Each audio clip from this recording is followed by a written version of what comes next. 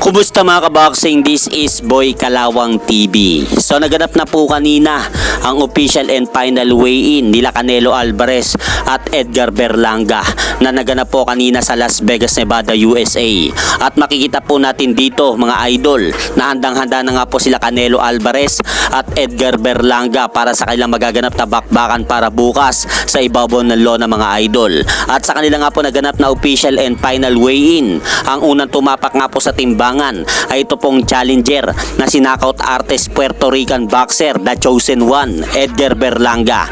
At tumimbang nga po mga idol si Berlanga sa timbangan kanina ng 167.6 pounds, habang ang kampiyon naman po na si Saul Canelo Alvarez ay tumimbang naman po sa timbangan ng 166.8 pounds. Kaya dahil po dyan, kapwa nakuha nga po nilang dalawa ang official weight limit sa 168 pounds sa super middleweight division. Kaya pagkatapos nga po mga idol ng kanilang nangyaring official and final weigh-in ay nagharap nga po ang dalawang boksingero para sa kanilang final face-off bago mangyari bukas ang kanilang bakbakan. At dito mga idol, makikita po natin na mainit nga po ang titigan nila Canelo Alvarez at Edgar Berlanga sa isa't isa sa harap ng entablado. At parehas nga pong gigil ang bawat isa dahil nagawa pa nga pong sumuntok sa hangin ng bawat boksingero. Kaya abangan nga po natin mga idol bukas ang magaganap na laban ng dalawang ito.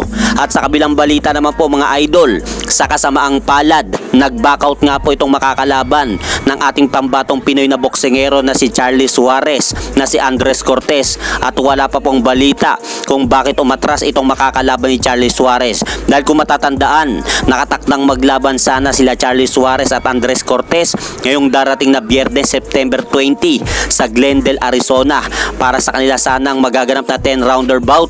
Yun nga lang po mga idol, sa kasamang palad ay umatras nga po itong si Andres Cortez sa ating kababayan. Pero mga idol, may good news naman po para kay Charlie Suarez dahil nakahanap na nga po ng kapalit si Andres Cortez, at ito nga po ay si George Castañeda.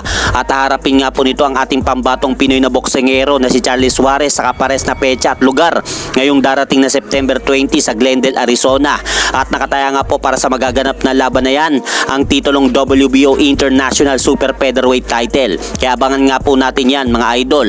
At hanggang dito na lang po muna ang aking update sa mga aganapan sa mundo ng boxing. At syempre mga idol, huwag nyo rin pong kalimutan, pakisuporta nyo naman po muna ang ating munting channel.